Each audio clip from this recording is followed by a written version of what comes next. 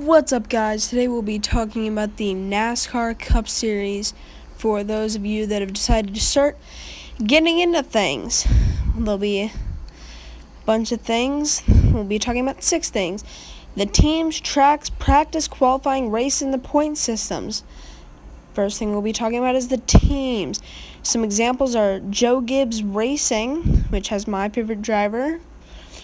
We have Stewart-Haas Racing, which includes Thor and others. Hendrick Motorsports, which includes Chase Syatt and some others.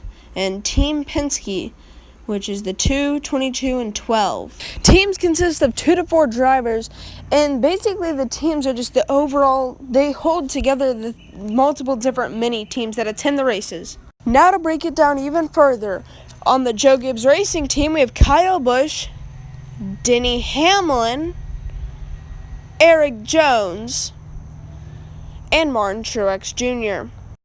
Now to move on, we go to the mini teams. These are the ones that the drivers run themselves and are inside the overall teams like Joe Gibbs Racing. Now, we have the overall mini team, like here in the picture for Kyle Busch. We have his crew chief who decides all of the strategy during the race. Then we have the spotter. This is the person that helps him around the cars and through wrecks. Now, yes, even though they all take left-hand turns at some point or another, the tracks can range from 0.5 miles at Bristol Motor Speedway all the way to 2.5 miles at Talladega Superspeedway. Some of those intermediate tracks, this one happens to be Kansas, all the way to road courses, like this one here, Watkins Glen. Well, you might be wondering, what do these teams do when they get to the tracks? Well, they practice. There's a lot of things that go into practice that help them through the race, and that's what these are for. Now, possibly one of the most important things that they test during practice is if they like their car loose or tight. Now, here's some extremes and what happens. Whoa, guys, whoa. Oh, no. Oh, my gosh. I have never seen anything like that in my life. He hit that wall a ton. Oh my gosh. So you all second spot, another tennis ball. Trouble in turn 2 off the racetrack and pounding the wall is Bubba Wallace. I believe he... And that is why you practice. And the next thing is qualifying. Qualifying is where you put all the cars on the track one at a time, and whoever has the fastest lap gets in first. Whoever has the worst one starts in last for the race. Speaking of racing, let's talk about that. Now, this is what a race usually looks like: 2 stages and then the final one. Now, stages award the top 10 drivers points, starting at 10 for first and 1 for 10th. At the end of the race, the driver in first is awarded the win and 40 points. Second, 35, and all the way down, 36 through 40th, all get 1 point. Now, as well as racing, there will also be wrecks, in which NASCAR puts out the caution flag, so it gives the drivers time to pit, 4 tires and fuel. They put them double file and they hit the green. Speaking of pitting, the driver does not have enough tire wear or fuel to make it to the end of the race, so the crew chief's job is to sit at the top of the box and keep track of the tire wear and fuel and decide when to pit.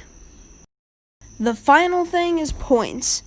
Points are collected after the end of each race, and in the end, 16 drivers get chosen to battle. In the playoffs, the round of 16, 12, 8, and 4, each 4 drivers get eliminated each round, and whoever survives till the end is the champion, or the last one standing.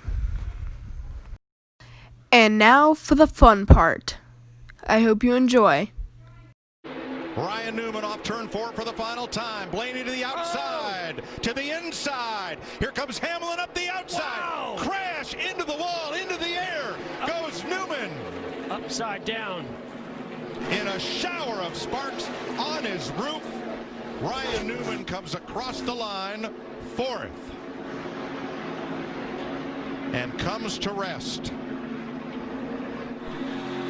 Scoring unofficial.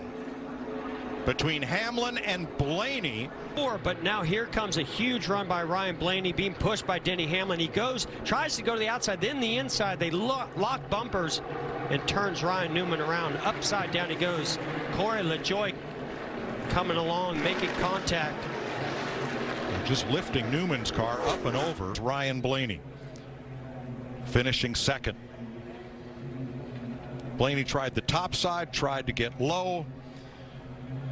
Ryan Newman goes around and the car goes to its roof, and here's the on-rushing Corey LaJoie picking it up and over.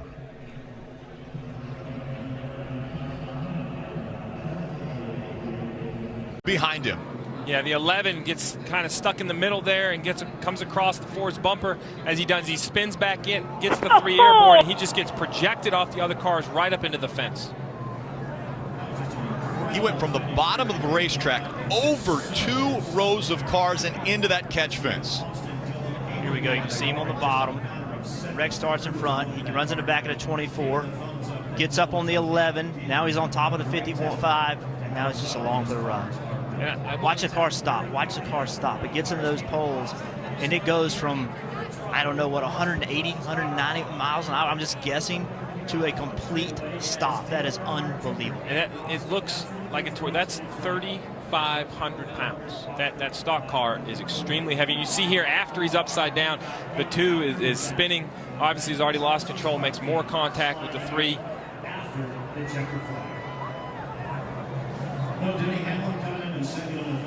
11 and the 4 to get together. Here we are at the start-finish line.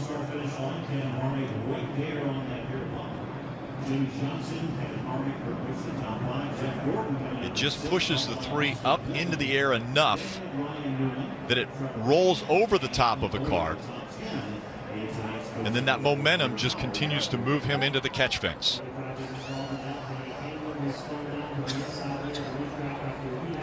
He goes to the outside. Is Edwards going? Oh, no! He turns him. No!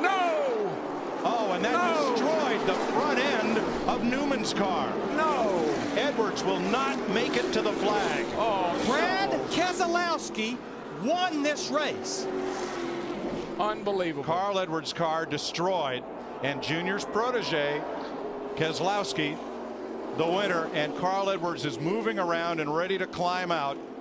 Larry, look at that. The carburetor's gone off. It's completely gone. Carl did what he wanted to do. He stayed at the back all day long. He played it smart. Had this race possibly won. Not now.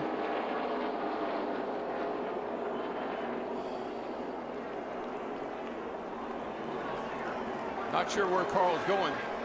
Maybe he thinks if he runs across the start-finish line, it'll count. That's what he's doing. That's what he's doing. He's like a you know how he is. He's an athlete, a marathon runner. I want to finish the race. And he did, yes, to he a did. standing ovation from the crowd. Shades of Ricky Bobby.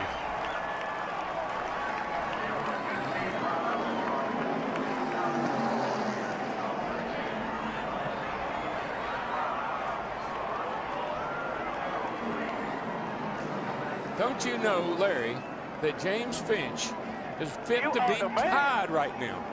Finch owns this car. He bought it from Rick Hendrick and leased the engine, a whole Hendrick package. Let's take a look, Mike. Carl Edwards, he opened it up just a little bit. Yeah, I'm not sure. I think this is a hard lick right into the fence. I mean, that car, that looked like Bobby Allison did here in 1987. The catch fence did its job, and the car did its job. Thank goodness we have the new, stronger, much stronger, safer catch fences. And Newman took a hard hit from Edwards as well. Look at just a car with the room left on the bottom. What happened here is the 09 looked to the outside. Carl went up a little bit to block him, and 09 went right back to the bottom and clipped him. You know, the move looked a lot like the one that Brian Vickers put on Jimmy Johnson when Vickers won. Wow. But what a hit. Wow. That is 1987 all over again. Oh, my gosh. And did you see that?